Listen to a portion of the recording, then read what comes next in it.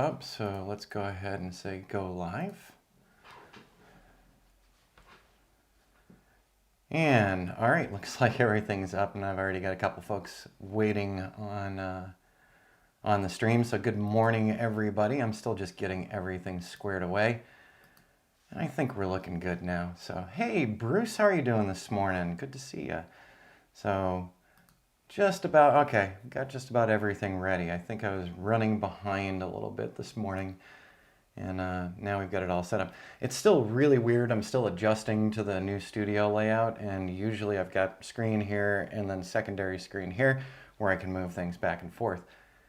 This, we're running on the Mac Mini M1, so I don't have that second screen set up quite yet. I will be doing that down the road, but first I'm still waiting to be able to get my colors, my color profiles all set.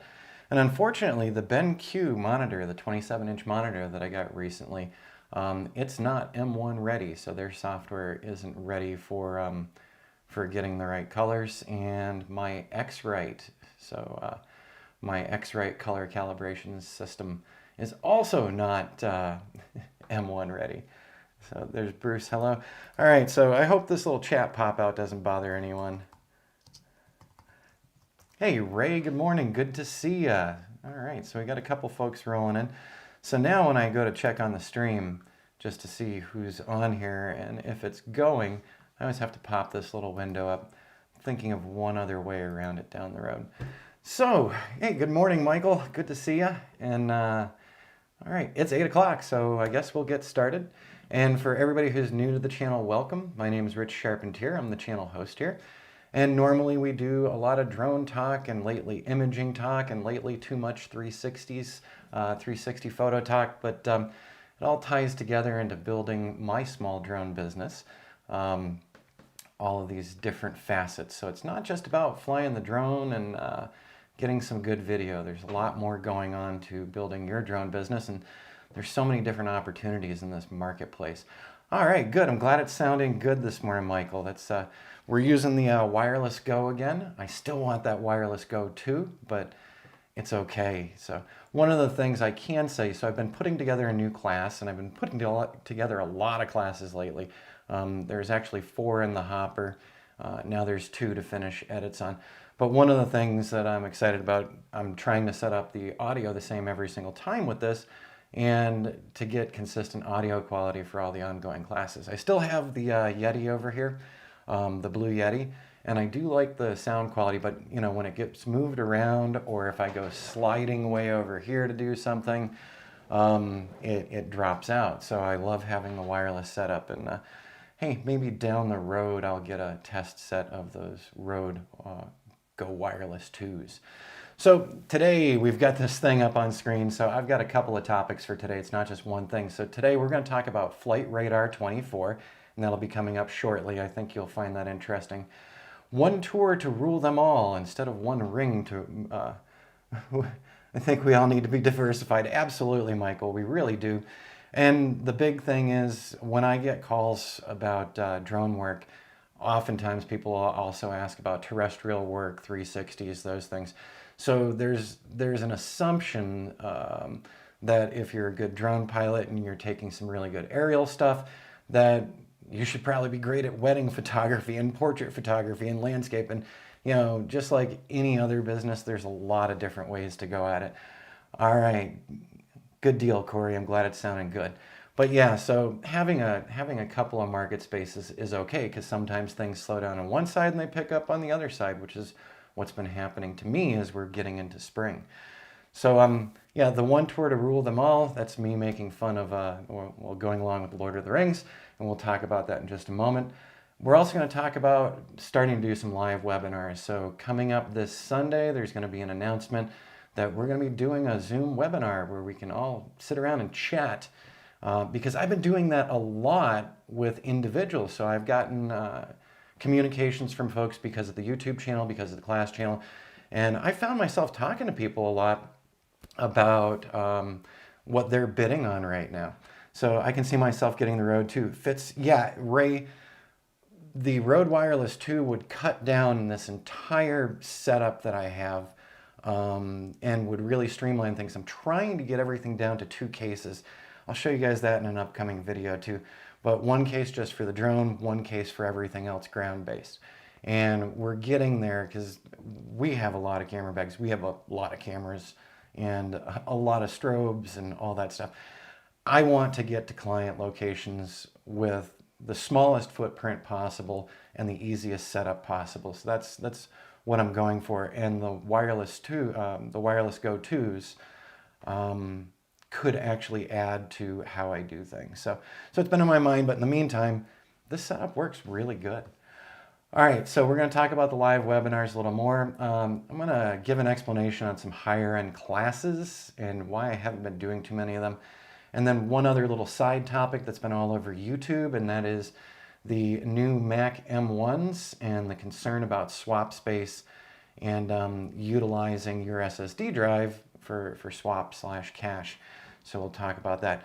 But let's talk about last week. I'd mentioned that I was going to be doing a fun project this past week, which we did on Wednesday.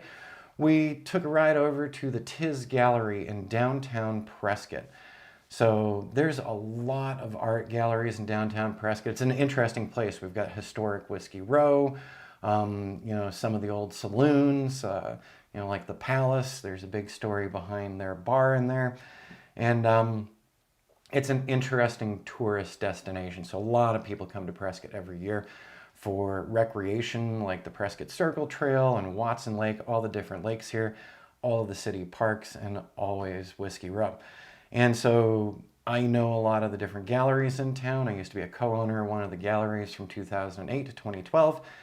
And we're trying to drum up some more business for the 360s for in town and even out of town.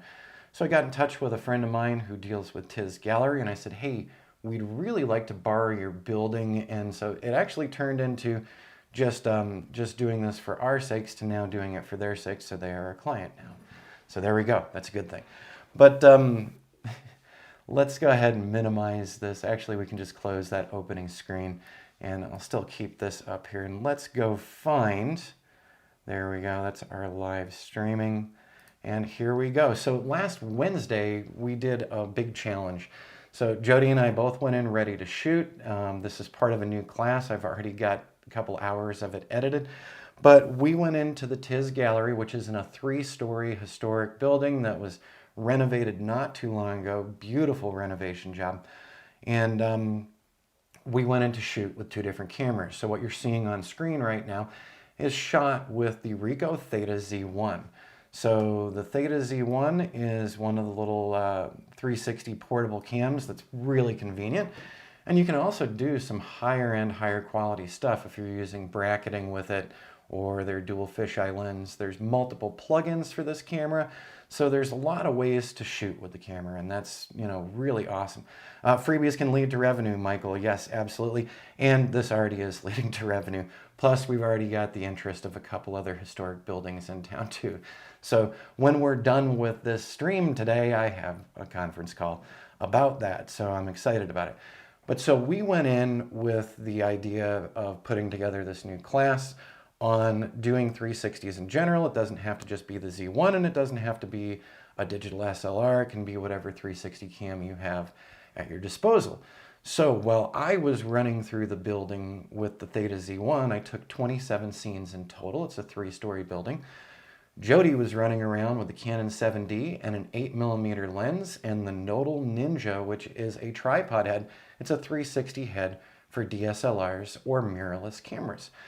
And I've said this before, as we've really been on the deep dive into the 360 stuff since last June, adding it into our services.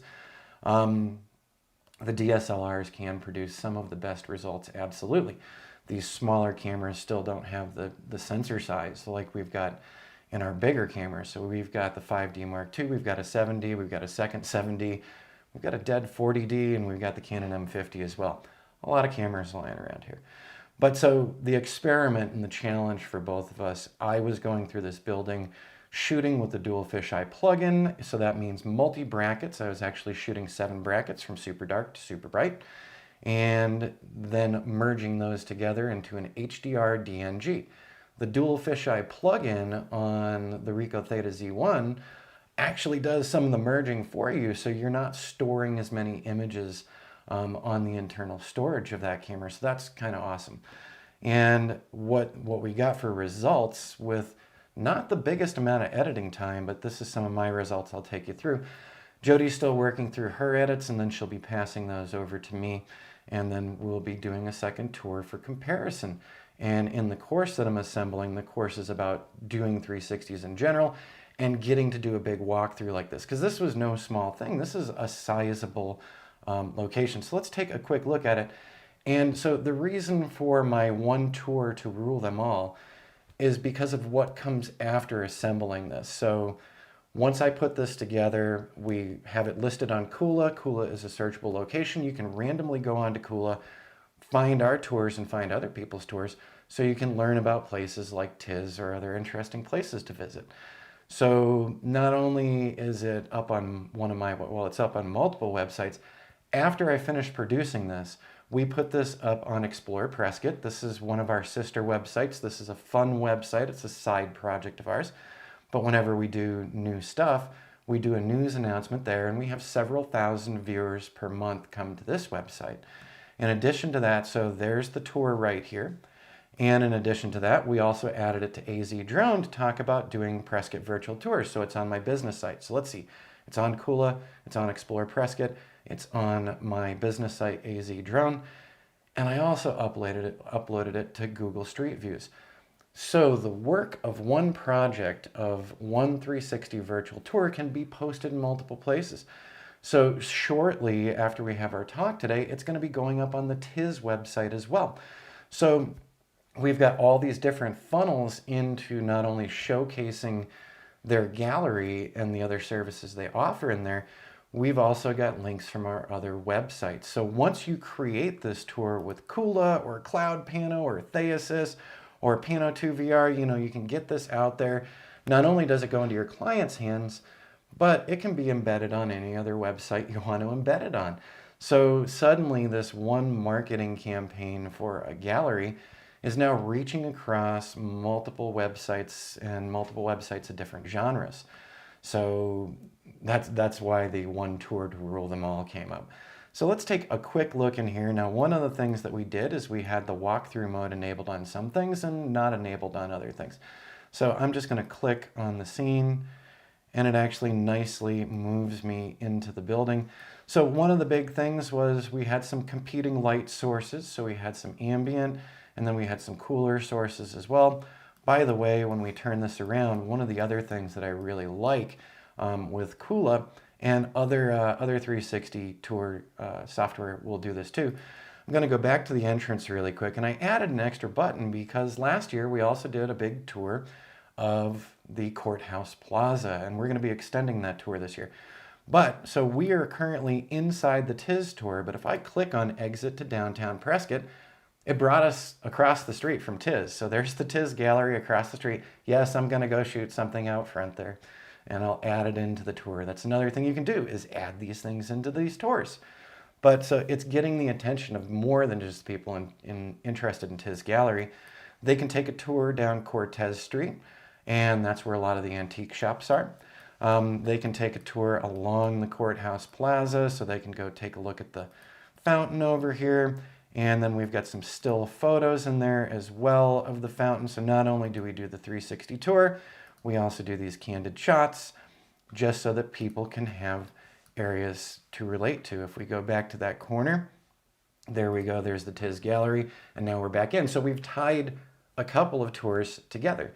Also on that main courthouse tour, we have another art gallery that we work with, and we pop them onto that tour as well. So you've probably seen that here before. So we can have people enter and exit from one tour into another tour very seamlessly. And the synergies, that's exactly it, Michael, because now we're tying all these things together. And the big part of this, the whole reason why I was being a little tongue-in-cheek about one tour to rule them all, I'm going to show you that in just a couple minutes. Really surprising to me. But let's go up and take a look. We're just going to walk into the gallery here. So nice, smooth transitions. This is their walkthrough mode. I didn't turn on their click anywhere mode because then I could click anywhere and it's wherever the closest link is. The other thing I'm going to be talking to them about today is their links, because we can use any number of fonts or font colors. So this was just our initial setup. We're going to fine tune this with the client today. And then, you know, we don't even really have to republish anything. It's very little work to finish this out. But let's get into the jewelry and the wearable. So these are all handmade arts, and just looking around in here, you might notice that the photographer screwed up and needs to reshoot this one. That green area right there is my arm. I thought I was hidden away well enough. I wasn't. So we also have, looking at the back of their area, one of the things that I really liked in here was the old-time cash register. That really got my attention as well. But so we truly did a full tour through here. I want to redo the buttons in the back, but in the back here is the elevators. Now, when I started working on this the other day, it got confusing. Jody went through my tour and she was like, I don't know where I am. I'm totally lost in this place, because we actually did the 3 stories plus a mezzanine. So let's take a trip up to the mezzanine here. All right, so in the mezzanine, there is where our elevator is going up to the other floors. But in the mezzanine, I wanted to go over to here. So now this is a historic building, and these are the stairs back down to the main gallery. But we're going into the Mezzanine Art Show, so they have a featured artist. I think they swap them up once a month. And like I said, this is a very historic building. The tour that Jody is building, she's having a little fun with it, because, let's tip up here. Those are historic bullet holes, everybody. So if you need to see some historic bullet holes in a historic building that is now an art gallery, stop by Tiz, and you too can go up to the mezzanine and see that, you know, maybe somebody got over-enthused about their art show. But no, that wasn't the case at all. So those are truly some historic bullet holes from way back when, in Prescott's rowdier days. So for those of you who don't know, Wyatt Earp and Doc Holliday and all those folks did spend some time in Prescott. So before they headed on down for the incident in Tombstone. All right, let's go back outstairs, back to the first floor. So if I want to go down, let's go ahead and take that 360s inside the lift. You know, I was thinking about that, Ray. I didn't, you know, we were actually there on the day that the gallery is closed on Wednesdays. So one of the curators was kind enough to walk through with us. She was going from Jody back to me, back to Jody. I didn't want to push my luck on time, but when we have a talk today, I think we are going to deal with that. So now it's brought me back out into that main tour area, but let's go ahead and go back up those stairs. And we're not going to spend too much time in here because I want to show you the other part that was very exciting to me. But let's go up to floor number 2. And I had that facing to floor 2. So there's the stairs to floor 3, and then the exit out to that elevator again. So maybe we could get more fancy, and so we'll think about that. But floor 2, very interesting, is private suites. So floor 2 is small businesses. They've got multiple small business suites in there. So they've got some architects in here, a realtor, and I think an engineer. So we can head it back out. So floor 2 is, you know, space for other people, which is really nice. And then we've got a staircase back down to the Courthouse Plaza area. And we've also got the stairs right over here. And one of the architects in the building is actually the person who did the architectural design for all the changes here. So that's pretty exciting. So the architect was also interested in this project. So hey, start working with some architects on 360s. And then also incorporate our drones. So I wanted to take you up to the 3rd floor, by the way, because the 3rd floor is their activities and banquet hall. We actually shot a wedding here a couple years ago. So there's a lot of options for this. People can rent these out on the weekends. Businesses can also rent this area out, all up to them. There's the stairs back down to the 2nd floor. They also have a full kitchen in here for it. So talk about showcasing a property. So this is not just about real estate sales with 360s. Think about bed and breakfast, showing off their locations for people coming in, you know, even the Airbnbs. Wouldn't this be a great way to show that off? So then we get into the hallway with the restrooms and the main hallway area. The person who was with us did want us to shoot the restrooms. So we had a lot of light streaming into here, a lot of light off of the windows, but the whole thing worked out nicely. Now, like I said, I can get the embed code from this from Kula. So if I go over here, I'm not even logged in right now, but if I hit the share button here, boom, So, and a lot of 360 tours do this. So don't think it's a 360 lift floor plan option. So we can get the link. So you saw you can link it to Twitter, you can link it to Facebook and a couple other things. But here's one of the things I like with Kula that other people do as well. So if you wanted, I can email you a link so it could show up on your smartphone, which is what we did with the person who walked us through. I sent her a link once we'd started building things and she got to look at it on her iPhone. You can do embedded JavaScript, okay? Embedded HTML with iframes, so that's what I use on all of my WordPress websites. You can also, this function is only available, oh yeah, I'm not logged in right now, but they have the MLS set up. So for the realtors that we're working with, yeah, we can give them the link for the MLS. Boom, they're up and online. And then also Embedly. So I have multiple ways to share this and post this on other locations. So that one tour can turn to 5 or 6 different funnels coming back to them. So there we go. This is our sharing option. So you guys, since this is live, you could go over to Kula, look up AZ Drone, and select this tour, and you could use some of these share buttons, and you could embed them in your own websites, and I'm totally cool with that. So, so there we go. So over on Explore Prescott yesterday, I took the time to write up an article on Explore Prescott. That's our For Fun site and showing people the Prescott area. And in that news article, in that post, we embedded it. But in addition to doing that, we also have our virtual tour section. And we're getting several thousand visitors per month to this website at this point. So you see the advertisements on here. I'm sorry I put up the Google ads because this is getting to be a higher traffic site. And I got to find other ways to pay myself.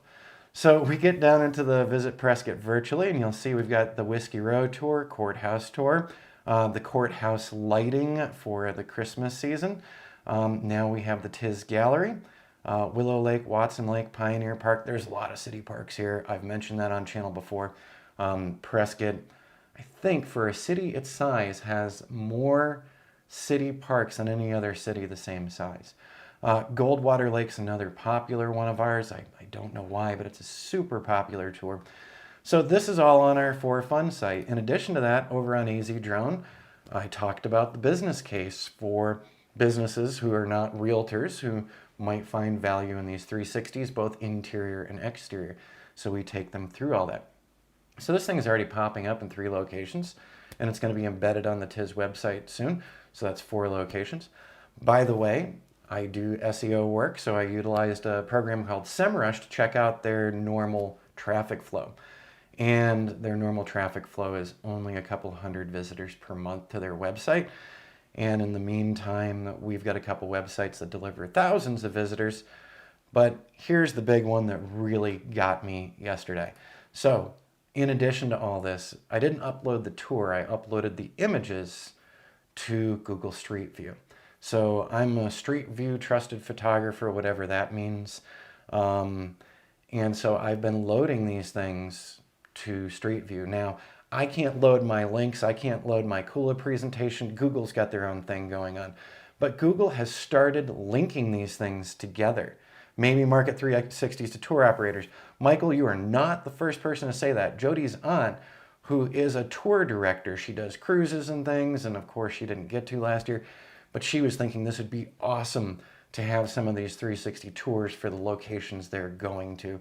So she's been looking into it from a tour director side, because we would love to do that, hook up the Airstream, go out and do some of these locations for people. But so I did a lookup this morning on the TIZ Art Center. Like I said, all I did was upload the photos the other day, and it didn't come up right away. So here's some of the photos that that the TIZ folks themselves put up. But over here on Street View, we do have a Street View and 360. Let's click on this.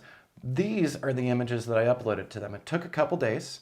So when I think I uploaded them on Friday, and they showed up yesterday.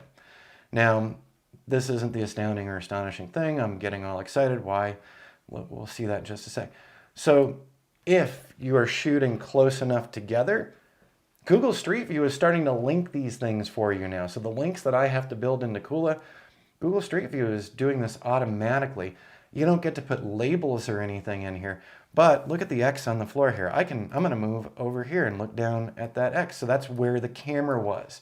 The X's that are showing up here are where the camera was. So it's still filling in. It's a little slow, and these were larger images. You can even make out the please watch your step right here. But so I can go out, so anyone who doesn't find it through the TIS website, maybe they're just looking for art galleries in Prescott, but when they get onto TIS's listing, Google listing, they're going to have this tour offered to them. So I can move right on over here. Oh boy, I accidentally went out the door. I did not mean to do that. That's funny. So Google's still creating more links. They didn't make the links up to the mezzanine. And I was reading around yesterday, and it turns out that apparently the images need to be 3 meters apart and no more for the automatic linking. Apparently I can also go in by hand and manually link myself. So when I go in here and I start zooming up the wheelchair access here, or we can take a look over here. Let's go to this side. And I accidentally pointed down. And there is the next X right there ahead of me. So like I said, each of the X's is where the camera was. That's where Google suspects it was. And Google is correct. That is where I had the cameras. So the Google Street View is doing a good job. And now here's the kicker. So yeah, SEO. And you can put SEO into this. So this tour on Kula, I can put descriptions into every single slide that I want to, every single scene that I want to. But so I'm going to minimize this for you really fast because I had to do this yesterday. So yesterday is the day that this stuff showed up on Street View. Like I said, I loaded the stuff up on Friday. Yesterday was Sunday. And so I pulled up my iPhone. Hey, where did I put my iPhone? Oh, it's in my pocket. I pulled up my iPhone because I have the Street View app since I'm doing these uploads. So yesterday morning, I went into complete and total shock because there was 780 something views first thing in the morning. The screen capture you're looking at here, I captured yesterday afternoon at some point, and this morning there's even more. But so going to Street Views, this tour on Google Street View has already had 1,149 views to different parts of the gallery. That was not me. So I wasn't sitting around there clicking all day going, hey, let's get these numbers up. That's what I found. So this morning we're 1,200 and something, almost up to 1,300 and something. And so we've had people, we haven't announced anyone, we haven't said, hey, this is over on Street View. But so boom, really fast. Right below it, there's another one of our clients, Mountain Spirit Gallery, 2,400. I think we did his in September. He's a smaller, kind of off the beaten track gallery as far as how many people are looking for him. He has some pretty nice painting work in there. He's a photographer, and he also hosts a lot of bronze statues, an amazing amount of bronze statues. So on the Street View app, I can see what's going on. Our most popular Street View is, let me see, I'm going to get this out of the pocket. Hopefully we won't screw up the audio there. Let me know if I just messed up the audio. Let's go over to Street View, and we'll see if you guys can see this. Because we ran around last year doing some favorite places, and I'm just going to my profile here really quick and hitting my stats. I should have had this screencast, but our top most popular, let me arrow back, is our Goldwater Lake. So I'm just scrolling down. Where are you, Goldwater Lake? Yeah, I don't know if you guys are going to be able to see this or not. So let's pull up OBS just to see if you can see it. So not so sure that you're going to read that. All right, Goldwater Lake, which we did last August, has had 39,870 views. That's a lot of views. So, and it hasn't even been up for a year yet. So that's pretty amazing to me. So the whole idea of one tour to rule them all, look at all the places this tour is going up. For a smaller investment in my time, we're bringing a broader reach for one of our clients. So whole giant long story. Sorry about that. So going over time today. Search engine optimization. Yep. So, and like I said, so when I go back over to Kula's embedded, let's close this really quick just so you guys can see this. So there is a description for the overall tour, but if I had created a description scene by scene, so like I said, I built 27 scenes in this building. I could have a description, SEO, in there, in every single one of those scenes as well. So this is huge. This is huge for the client, and this is also huge for visitors to the area. Remember, we've been dealing with the pandemic that shall not be named. A lot of people have been using 360 tours to plan their visits or to take a look at places that they're not willing to head out to yet until things come under a little more control. So I think 360s have come into their own these past couple of years, and with everything that's happened last year, I think people are starting to see more and more value. One tour, many funnels, that's exactly it, Michael. So, and the other thing is just seeing that street view. So we did nothing. And I also went and took a tour around downtown Prescott Street View to see if any other galleries down there or any of the restaurants have done anything like this. And the answer is none of them have. So there we go. I'm just going to bring you guys up here just because, you know, it was bright out there. It was after 11 in the morning, but we still managed to get some of the detail out of there with the Theta Z1. I could have pushed it a little more. All right, let's close these up now and let's move on to the next topic because I think I've gone over on this one a little too much, and I do apologize. So my next topic, totally shifting gears. Hey, it's drones. Finally, some drones on here.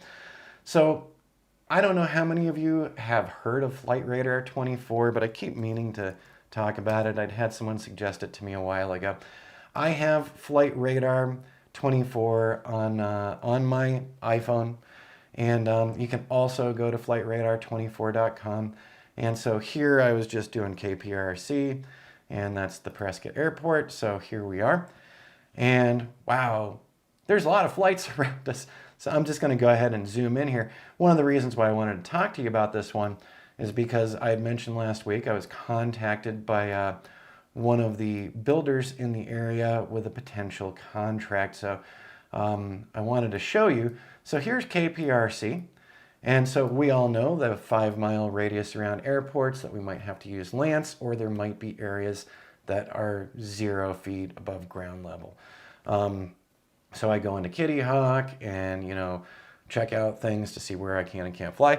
Well, you already know that the Prescott Regional Airport is going to be a 0 AGL. So you're going to need some permissions. You're going to need authorizations or waivers. But here's the big thing. There's a lot of new homes going in. So one of the things I've been watching is some of the builders in the area that I haven't heard from. And I know, in part, I know why I haven't heard from them. There's some challenging airspace for doing their buildings.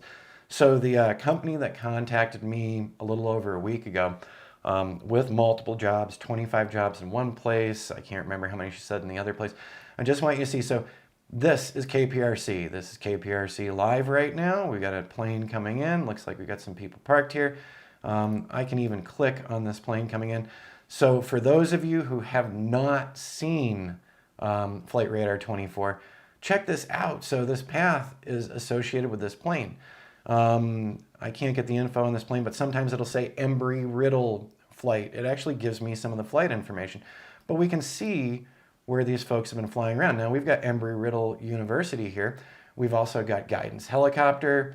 Oh, sorry, I got a message up in the corner from one of my clients. Sorry about that. So what was I saying? Oh yeah, Embry-Riddle, guidance, North Air Aviation. We've got a lot of flight schools here. We've got a lot of aircraft in the air. And then on top of that, we have a lot of building going on. So here we go. This is the airport. This right here, where it says Willow Creek Road, this is one of the new developments. They're literally across the street from Kprc. You know, I've driven past there multiple times. I've taken a look over there, and yeah, peeking across the street, you can see exactly where the airport is. So all these new buildings here, a lot of stuff. When you go to the builders' websites, they got a lot of interior stuff. They don't have anything exterior, and they certainly don't have anything up in the air. This particular company was getting in touch with me because they wanted for for the purposes of their own, they wanted roof inspections at the close of each new building. So this is another one of the new communities right here, Stone Path Trail, all these things. These are brand new. There's still brand new houses going in there. There's a bit of a hill here, but there's Kprc right there, okay? There's one of the planes. That's a runway, very close. So of course, this is a 0-foot AGL. You know, if you pull it up on the Visualize It, if you pull it up on Kitty Hawk, you're going to see this is 0 AGL. So like I said, there's a hill behind this right here. So, you know, could you fly 50 feet above ground level here to get that? Yeah, you're going to need the authorization or the waiver. But in 50 feet, with this hillside here, if an aircraft was at 50 feet, they'd be hitting the side of this hillside. But as we move further out, there's some other new buildings going on out here, which I also had the same inquiry. There's some new buildings in here. This is also 0 feet AGL. So work's cut out for me on that part. So I already have done some submitting.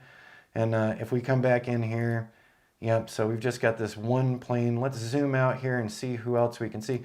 Yeah, so you know how we're all talking about RFID and people being able to see us live in real time and the concerns about that for drone operators? Well, here we are at Flight Radar 24.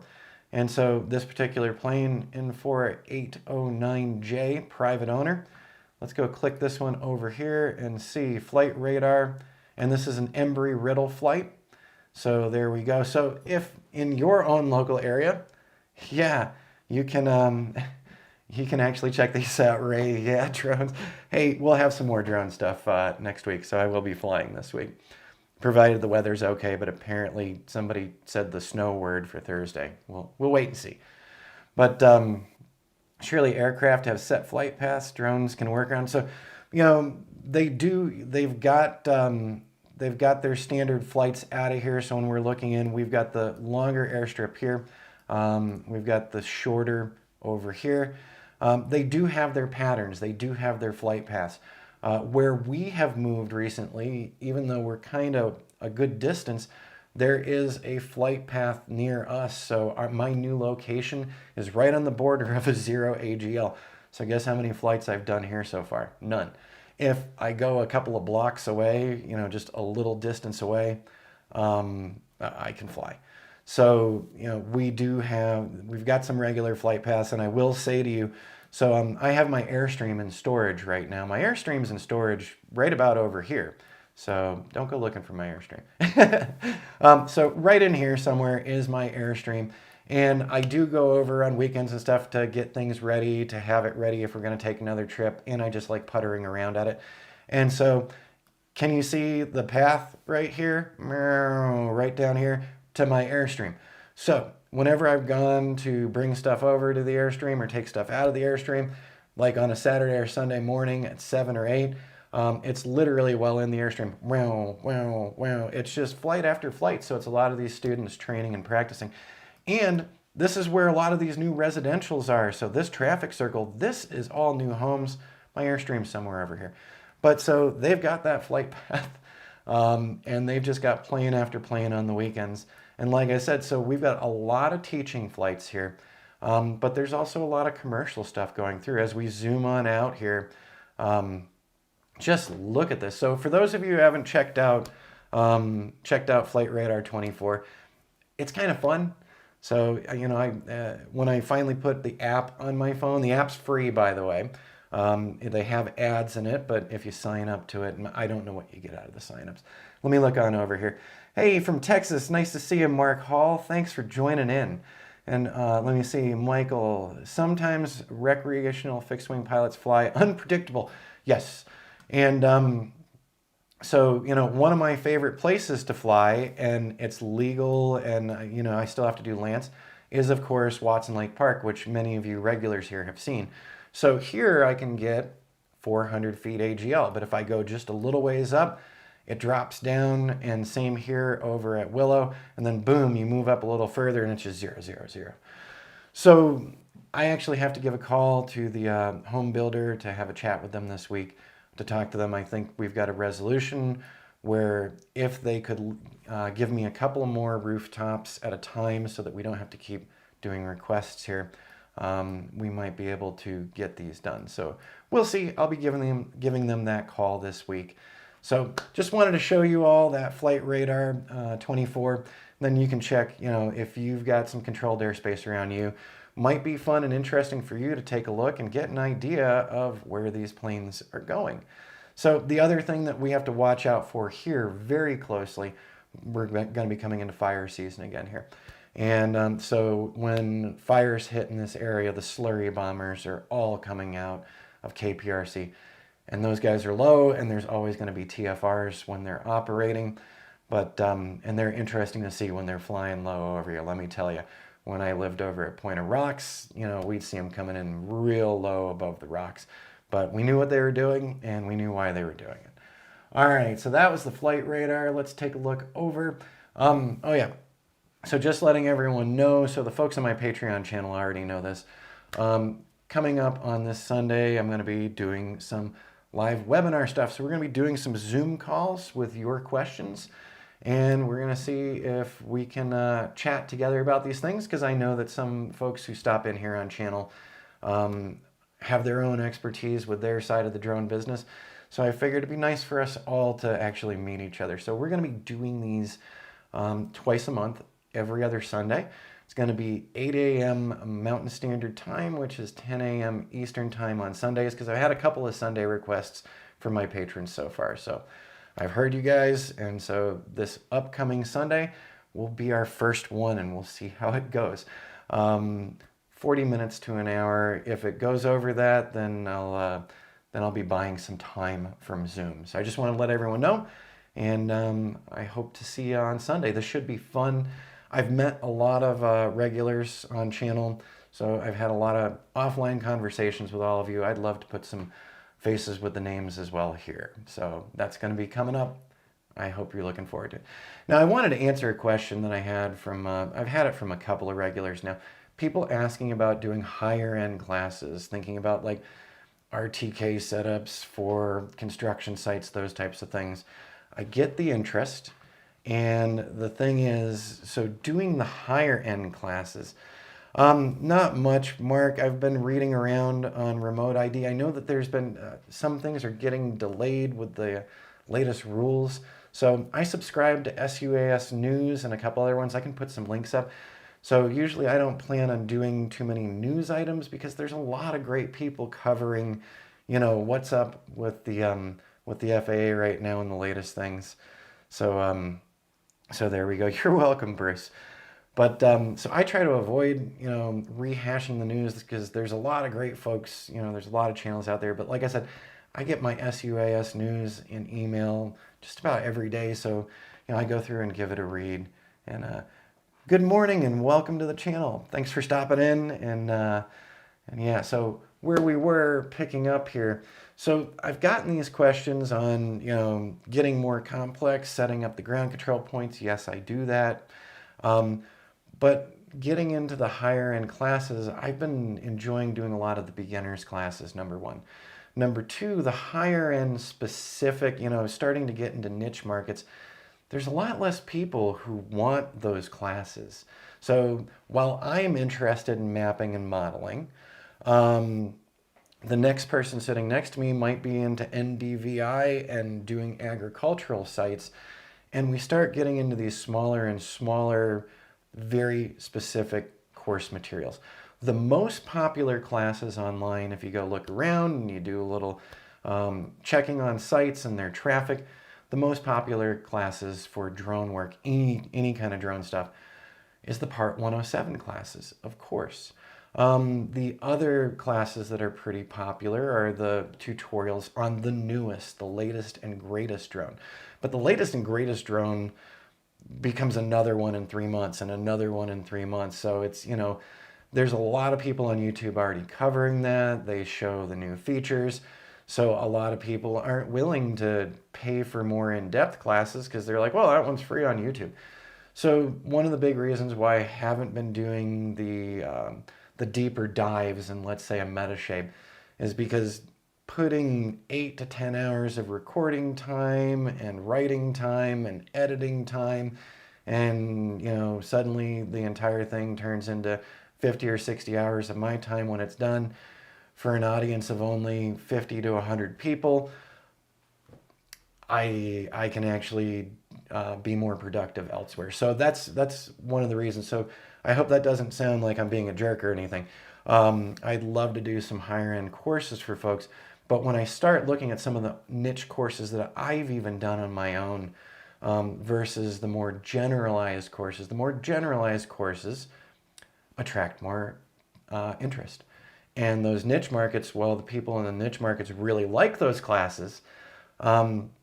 Going down that road is going to be talking to a much emptier room. So, if everyone has some specific, if you really did this deep dive on this, I'd entertain it if I got a lot of feedback and response on that. So, let me know, patrons who are on the Patreon channel, let me know the topics that are of interest. Folks here on the YouTube channel, let me know if I think it will actually reach a decent audience and it won't be a pretty empty room. I'm up for it. So, hey, good morning, Supersonic. How are you doing today? All right, let me see. Last thing that we're going to do today, so I did keep it under an hour. I'm proud of myself. I just wanted to talk about the Mac Mini M1 since I made the announcement the other week, and we're doing this live stream on the Mac Mini. So I've been using it specifically for all of my editing, all of the video editing, and I've had a lot of video editing and new recordings.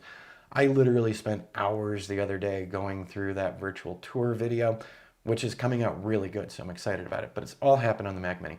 But I've noticed something, so I want to minimize some things. Let's just go ahead. We're just going to close things down. We're just going to take a look. So I'm closing down the little chat window for a second. Right over here, right-hand side, this is my Macintosh hard drive. Woohoo! It's only got 185 gigs free because I got the 256 gig one. There's been a lot of talk online, a lot of talk on the Mac channels, so I follow the Mac channels as well, about a concern with swap space with your onboard SSD. So one of the things, this machine is a heck of a lot faster. But I've noticed doing my edits last week, I was working on 27 images that I imported to Lightroom. I had Photoshop open, I had Affinity Photo open, and then I was doing things with the Rico Stitcher as well. So I had a lot of things open.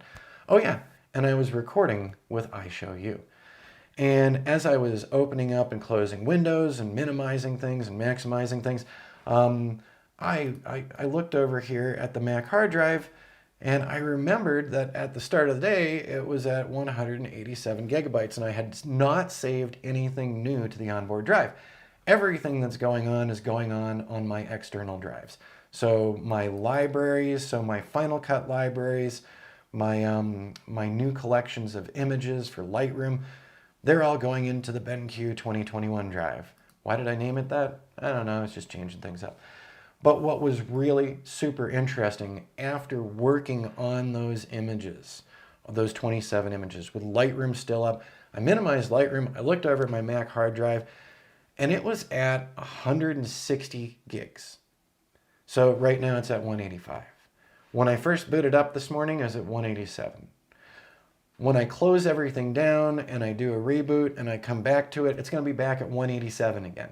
So the new OS and the M1s are utilizing your onboard SSD for swap space.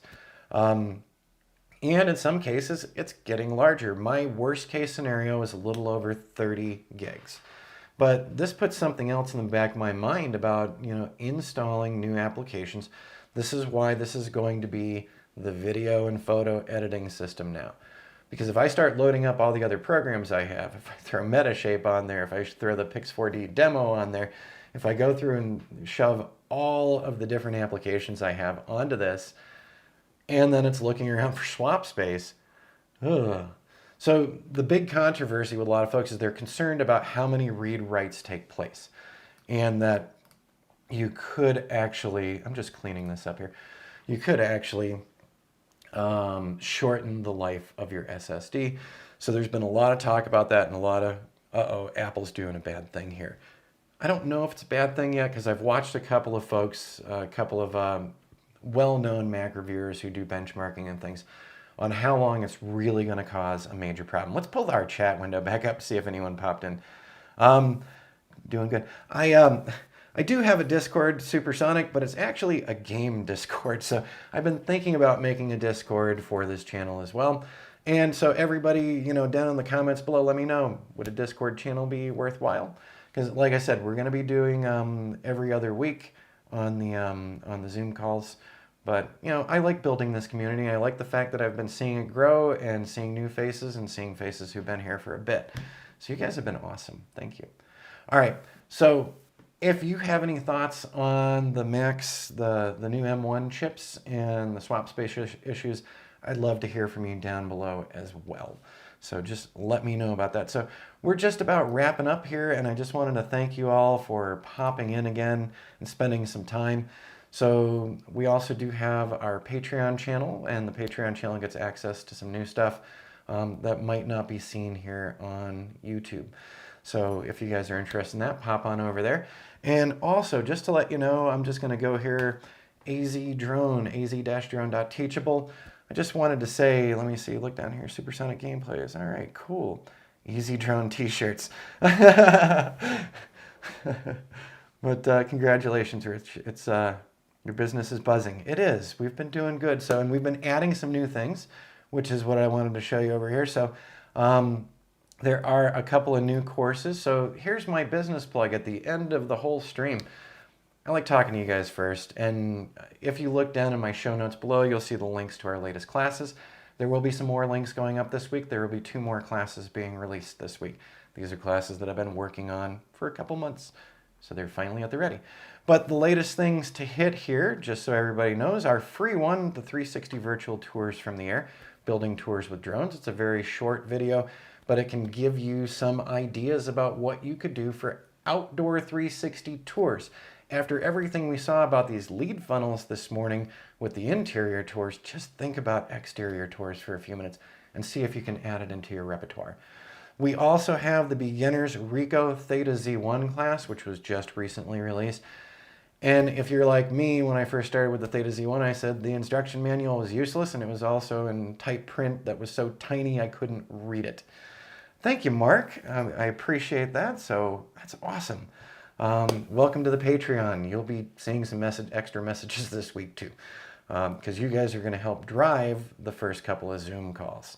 Finally, we have the Building a 360-degree virtual tours with Kula. So Kula is the platform that we're using.